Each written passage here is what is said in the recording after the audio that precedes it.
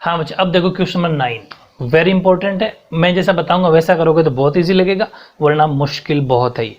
अच्छे से समझना है इसको किस तरीके से करेंगे अपन।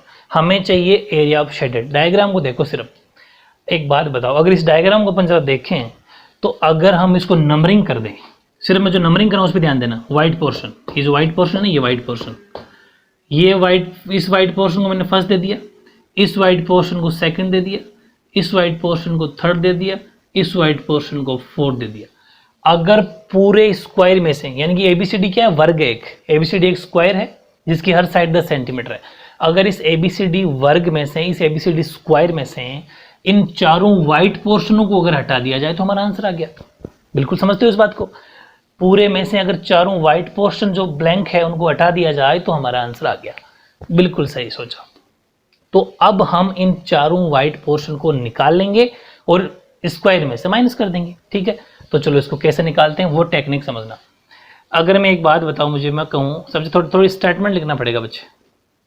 Late without shaded portion, without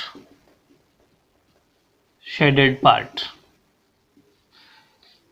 in diagram, in figure, ठीक है, B first, second, third and fourth. ये लाइन आपको लिखनी है। हिंदी वाले बच्चे, माना कि चित्र में बिना छायांकित भाग 1, 2, 3 तथा 4 हैं। ये लाइन आपको विथ ऑथेंटिक तरीका बताता हूं मैं, स्टेटमेंट एग्जाम के बोर्ड के हिसाब से बिल्कुल प्रॉपरली क्या नहीं है। इसके बाद देखो, अब हमें क्या निकालना है, एरिया ऑफ शेडेड। तो हम एरिया ऑफ शेडेड से पहले क्या निकालने जा रहे हैं, व्हाइट पोर्शन। तो चलो अपन व्हाइट पोर्शन बारी बारी निकालते हैं। तो एक बात बताओ, अगर मैं व्हाइट पोर्शन निकालूं फर्स्ट और थर्ड, यानी कि area of first and third part, ध्यान से समझना, पहले तथा तीसरे भाग का क्षेत्रफल बराबर, वेरी गुड, समझना अच्छे से।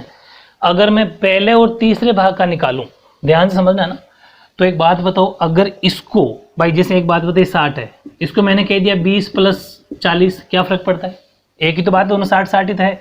बिल्कुल वैसा ही यहाँ बताने जा रहा हूँ। फर्स्ट एंड थर्ड पार्ट को ये कह दूं क्या, कि अगर एरिया ऑफ स्क्वायर ABCD, यानी कि वर्ग ABCD का क्षेत्रफल में से अगर माइनस कर दिया जाए एरिया ऑफ सेमी सर्कल, मेरी बात समझना, अगर ये पहला और तीसरा, सिर्फ दो को देखो, अगर इस पूरे सर्कल में से एक तो ये सेमी सर्कल, कौन सा, ध्यान से समझना, जैसे मेरे पेन चल रहा है इसके पीछे देखो, ये एक तो ये अर्धवर्त, सेमी सर्कल में अर्धवर्त, और एक ये अर्धवर्त, ये रहा, ये दो सेमी सर्कल अगर हटा दिए जाएं पूरे, तो इसका मतलब पीछे क्या बचेगा, पूरे वर्ग में से ये दो सेमी सर्कल यहां तक ये हटा दिए जाए तो पहला और तीसरा तो बचेगा। वेरी गुड, वही मैंने लिखा है कि पहले और तीसरे को कह सकते हैं क्या, ABCD, पूरे ABCD minus area of semi circles.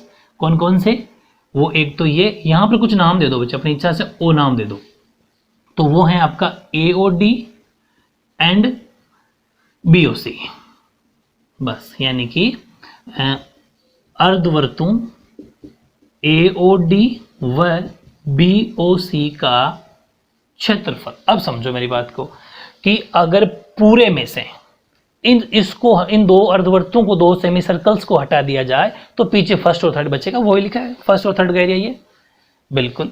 अब देखो वर्ग का क्षेत्रफल, वर्ग का मतलब स्क्वायर, तो उसका हम जानते हैं एरिया होता है साइड स्क्वायर।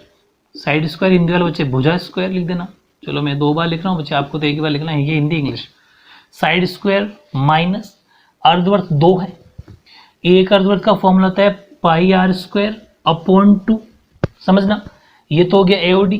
वैसे ही दूसरा πr² 2, दोनों अर्धवर्त हो गए, 2 है ना, तो 2 बार फॉर्मूले समझते रहना। इसकी भुजा कितनी है, भुजा में दे रखी है 10, ध्यान से समझना, भुजा में दे रखी है 10 का स्क्वायर माइनस, अब यहाँ समझना, एलसीएम लेके फॉर्मेलिटी करनी पड़ेगी, हालांकि पाई आर स्क्वायर बनेगा लेकिन फॉर्मेलिटी पूरी करनी पड़ती है एग्जाम के हिसाब से।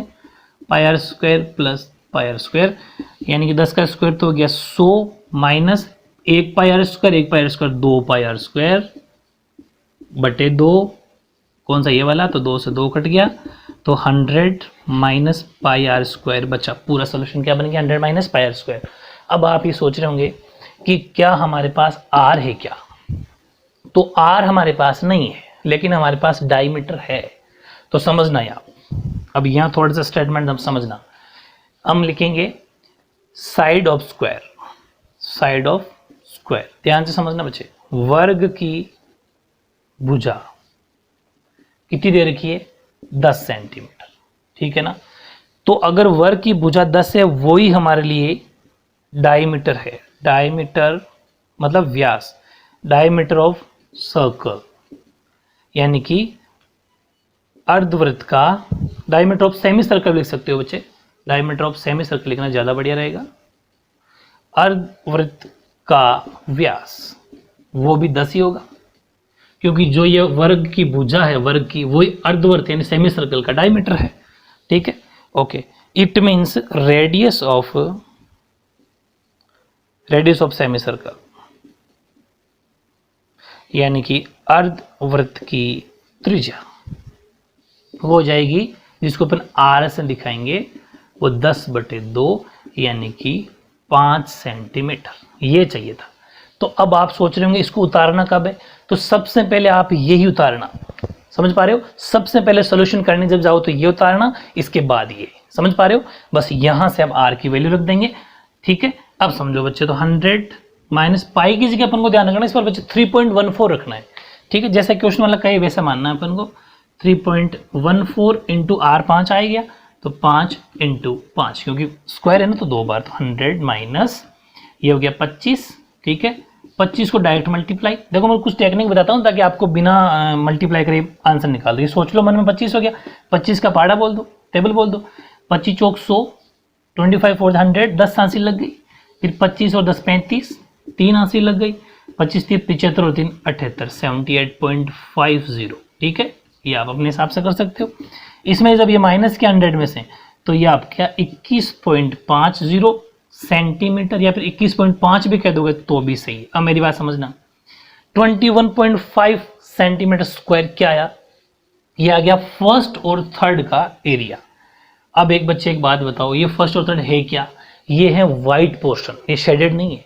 तो सिमिलरली जो फर्स्ट और थर्ड होगा वही तो सेकंड और थर्ड फोर्थ होगा। तो अब सेकंड और फोर्थ को इतना पूरा करने की जरूरत नहीं, इसमें नंबर नहीं कटते, तो सीधा लिखना है similarly.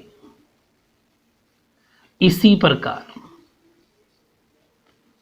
Area of second and fourth part यानी कि सेकंड, इसी प्रकार द्वितीय व चतुर्थ भाग का क्षेत्रफल बराबर वो भी 21.5 सेंटीमीटर स्क्वायर, समझ पा रहे हो।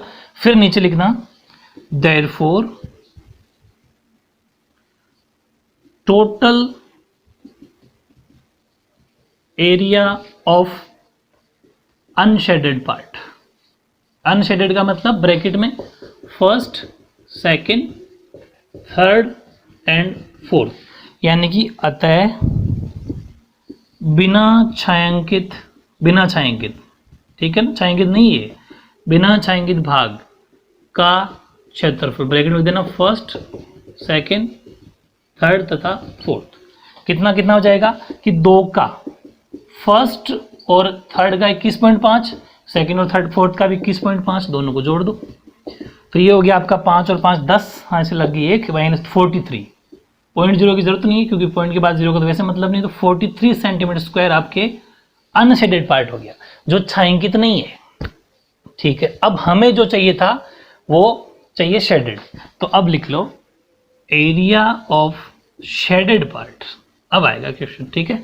यानी कि छायांकित भाग का क्षेत्रफल, बड़ा आसान है, पूरे वर्ग में से, यानी कि एरिया ऑफ स्क्वायर ABCD, यानी कि वर्ग ABCD का क्षेत्रफल माइनस ये area of unshielded part minus बिना छायांकित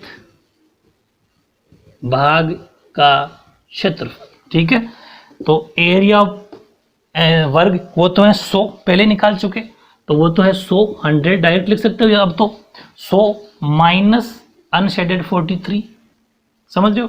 तो 100 में से जब 43 माइनस कर देंगे तो क्या बचेगा, 10 में से 3 गया तो 7, 9 में से 4 गया तो 5, 57 सेंटीमीटर स्क्वायर, 57 सेंटीमीटर स्क्वायर आपका आंसर हो जाएगा।